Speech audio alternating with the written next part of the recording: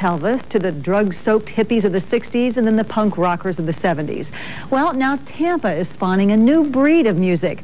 These local bands are stars across the ocean, but they're struggling to find an audience here at home.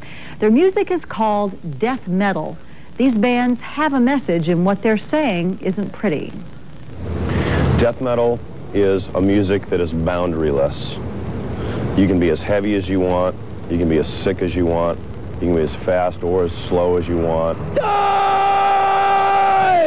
Killer. More good.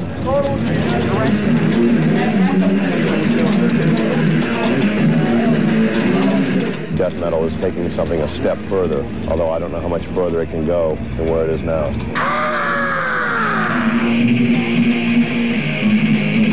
We're gonna have some fun tonight. We're gonna kill tonight, man. Heavy metal. Showtime with the Musketeers. Nothing like a hometown crowd.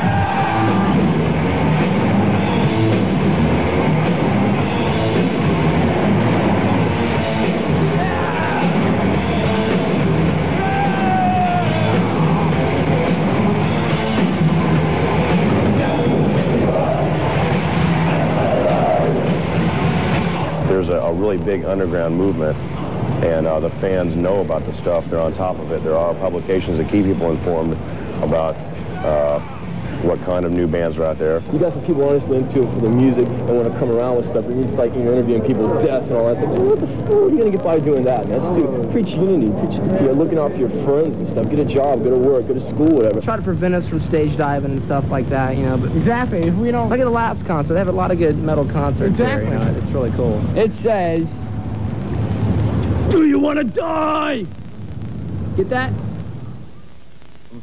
I don't really consider us so much death as I do black and satanic, because all my lyrics are about Satan and worshiping Satan and my own personal experiences and where I'm going.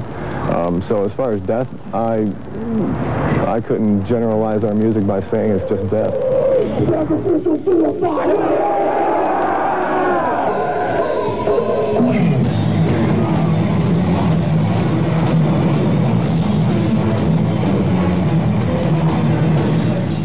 Life after death, I think that'll be a lot more enjoyable than where I'm at right now. I've been burning the cross in my forehead for over a year now, and I just remind myself every day about where I'm going and what I love to do, and give my praise in my own little special way.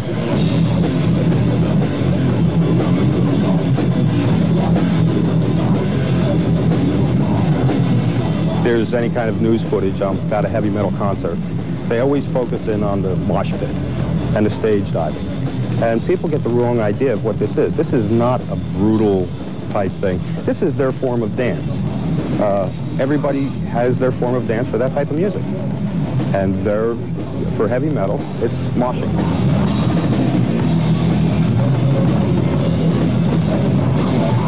And this is a religious experience. There's nothing they can do about it. I mean, as far as what I do, they can't say anything about it. I don't promote anybody killing themselves, not yet. Second record will, but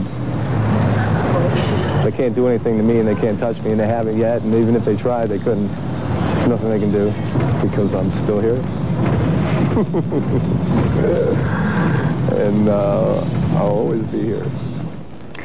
Now, whether death metal finds acceptance or goes the way of punk music, just a passing fad, remains to be seen. Due to the extreme nature of this music, outlets for concerts are limited here in the Bay Area. However, there is a local radio show called The Pit that caters exclusively to the metal fan. So, don't you wonder how we and others make it through childhood and adolescence? Well, Leslie and I were just saying we feel old watching this, so, you know, it's passed us by. That did seem a little rough. Okay, that's all right. Thank you. If you're wondering what these fellas are doing behind me, I don't know either. But a few weeks ago, I went and I saw these guys playing. They asked me to come to a rehearsal. I wore my earplugs, and when I left, I still couldn't hear. But we have a group here by the name of Amon. Did I get that right? Got it. Good. And we have Glenn standing here on bass, and they're going to do a couple original tunes. And Glenn, I tell you what, why don't you introduce the other fellas in the band?